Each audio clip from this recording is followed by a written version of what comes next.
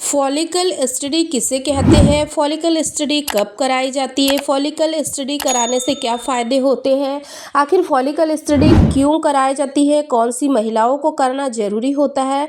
और follicle study करने से आपको क्या पता चलेगा? कब कराई जाती है? पीरियड ख़त्म होने के कितने दिनों बाद फॉलिकल स्टडी कराई जाती है? कहाँ पर कराई जाती है? दोस्तों, आज के इस वीडियो में मैं आप लोगों को फॉलिकल स्टडी के बारे में डिटेल में जानकारी दूंगी। अगर आप लोगों के मन में भी ये विचार आ रहा है कि आखिर फॉलिकल स्टडी होती क्या है, तो देखिए, आज की इस वीडियो को आप लोग ध्यान से देखिए और समझने की कोशिश करिए कि आखिर फॉलिकल स्टडी क्यों कराई जाती है और इसको कराने से क्या क्या आप लोगों को फ़ायदे हो सकते हैं।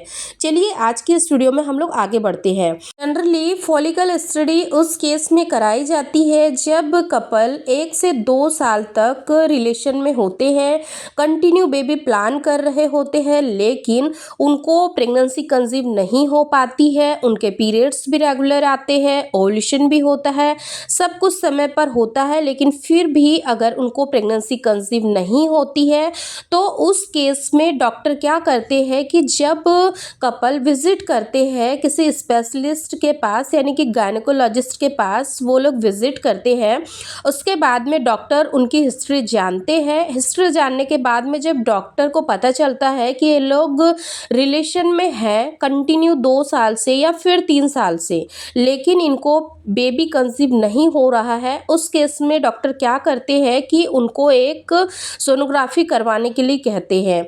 जब सोनोग्राफी करके देखते हैं और सोनोग्राफी रिपोर्ट में ऐसा कुछ भी नहीं आता है, यानी कि कपल के साथ ऐसी कोई भी प्रॉब्लम नहीं होती है, जो महिला है उसके साथ में कोई भी समस्या नहीं है, जैसे कि यूट्रस से संबंधित उनको कोई भी परेशानी नहीं है, उनके जो ओवरीज है वो बिल्कुल सही है, ओवरी की फंक्शनिंग बिल्कुल सही है, जो पॉलीसिस्टिक ओवरियन डिसीज है वो भी उनको नहीं है, यानी कि ओवरी में जो छोटे छोटे से सिस्ट होते हैं वो भी उनको नहीं है, सब कुछ सही साठ है। उस केस में क्या होता है कि महिलाओं को फॉलिकल स्टडी सजेस्ट की जाती है। अब आगे हम जानेंगे कि आखिर फॉलिकल स्टडी क्यों की जाती है और कब की जाती है। जैसे ही महिलाएं अपने पीरियड से फ्री हो जाती है, अगर उनका साइकिल जो है वो रेगुलर है, 28 से 30 दिन के अंदर उनकी साइकिल रिपीट होती है, उस समय क्या करती है डॉक्टर कि जैसे ही महिला अपने पीरियड से फ्री हो जाती है, 4 से 5 दिन में फ्री हो जाती है, यानी कि पीरियड खत्म होने के 11वें 12वें दिन से फॉलिकल स्टडी शुरू की जाती है। फॉलिकल स्टडी इसीलिए की जाती है ताकि ये पता कर सके कि जो महिलाएं की ओवरी है उसमें अंडे सही से बन रहे हैं या नहीं। कई बार ऐसा होता है कि जो अंडे हैं वो तो बन रहे होते हैं, लेकिन साइज में बड़े नहीं हो पाते हैं, इन केस कोई प्रॉब्लम की वजह से, हार्मोनल इश्यूज के वजह से जो अंडे हैं वो साइज़ में नहीं बढ़ पाते हैं। इसका पता लगाने के लिए फॉलिकल स्टडी की जाती है। जब फॉलिकल स्टडी डॉक्टर करते हैं, यानी कि डायग्नोस करते हैं, तो उससे पता चलता है कि अंडे कितने एमएम के बन रहे हैं, जो महिलाओं की एंडोमेट्रियम की लाइन है वो सही से बन रही है या नहीं, क्योंकि कई बार प्रेगनेंसी कंसीव नहीं होने के पीछे सबसे ज़्यादा जो जिम्मेदार होता है वो होता है एंडोमेट्रियम की लाइन। अब हम यहाँ पर जानते हैं कि आखिर एंडोमेट्रियम किसे कहते हैं। तो एंडोमेट्रियम आपके बच्चेदानी से जुड़ी हुई एक परत होती है जो कि प्रेगनेंसी कंसीव कराने के लिए काफ़ी ज़्यादा जिम्मेदार होती है, क्योंकि हर महीने एंडोमेट्रियम की लाइन तैयार होती है, और अगर आपको प्रेगनेंसी कंसीव होती है तो जो आपका बच्चा है वो आपकी एंडोमेट्रियम की लाइन में ही जाकर चिपकता है। ये एक गद्दानुमा संरचना होती है जहाँ पर आपका बेबी पूरे 9 महीने हेल्दी हैप्पी वहाँ पर रहता है, क्योंकि अगर आपकी एंडोमेट्रियम की लाइन सही से नहीं बन रही है या फिर आपकी एंडोमेट्रियम की लाइन काफ़ी ज़्यादा थिक बन रही है, यानी कि मोटी बन रही है, तो भी आपको प्रेगनेंसी कंसीव होने में काफ़ी ज़्यादा परेशानी आती है। अब हम यहाँ पर बात करते हैं कि आखिर एंडोमेट्रियम की लाइन कितनी एमएम की होनी चाहिए आपको प्रेगनेंसी कंसीव कराने के लिए। तो जो एंडोमेट्रियम की लाइन है वो मिनिमम 8 से लेकर 10 एमएम के बीच में होनी चाहिए, यानी कि 8 से 10 मिलीमीटर के बीच में होनी चाहिए, क्योंकि इसी के बीच में आपका जो बच्चा है एंडोमेट्रियम की लाइन में जाकर चिपकता है। अगर मान लीजिए कि 10 से ज़्यादा आपके एंडोमेट्रियम की लाइन आ रही है तो भी आपको प्रेगनेंसी कंसीव करने में थोड़ी सी परेशानी आती है। तो ये सारी चीज़ें आपको फॉलिकल स्टडी में देखने को मिलती है।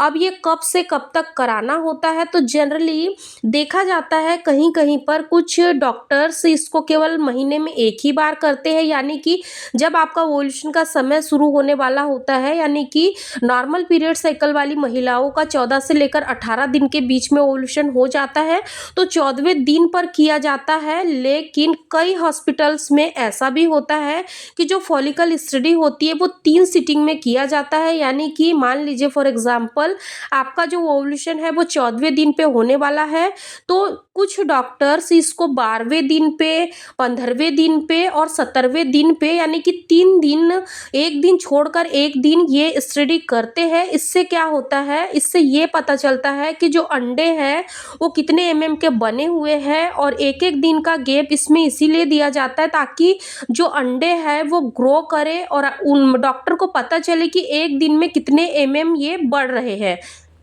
इस तरीके से फॉलिकल स्टडी के माध्यम से बहुत ही आसान हो जाता है अंडे की गुणवत्ता को चेक करना, अंडे की क्वालिटी का पता करना कि अंडे कितने के बन रहे हैं, कितनी मात्रा में बन रहे हैं, दोनों ओवरीज अंडे बना रही है या केवल एक ही अंडे बना रही है। जनरली एक महीने में केवल एक ही ओवरी अंडा बनाती है, दूसरे महीने दूसरी ओवरी अंडा बनाती है।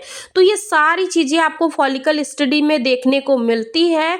अगर आप भी काफ़ी लंबे समय से ट्राई कर रहे हैं बट अगर आपको कंसीव नहीं हो रहा है, आप वेट कर रहे हैं कि आपको नेचुरली कंसीव हो जाए, 1 से 2 साल हो गया है आप लोगों को रिलेशन प्लान करते हुए बट फिर भी आपको सफलता नहीं मिल रही है, तो आप लोगों को बिना देर करे डॉक्टर से ज़रूर मिलना चाहिए। 1 साल बहुत होता है नेचुरली कंसीव करने के लिए ट्राई करना।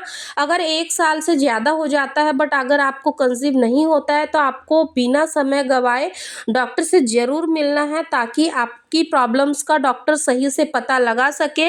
वैसे देखा जाता है फॉलिकल स्टडी के माध्यम से जब आपको ये पता चल जाता है कि आपके अंडे सही बन रहे हैं या नहीं, अगर अंडे सही से बन रहे हैं तो ठीक है, अगर नहीं बन रहे हैं तो डॉक्टर कुछ ऐसे सप्लीमेंट्स देते हैं, कुछ ऐसे इंजेक्शंस देते हैं, जैसे एससीजी का इंजेक्शन देते हैं जो कि आपके एग को ग्रो कराने और रैप्चर करने में काफ़ी ज़्यादा हेल्प करते हैं।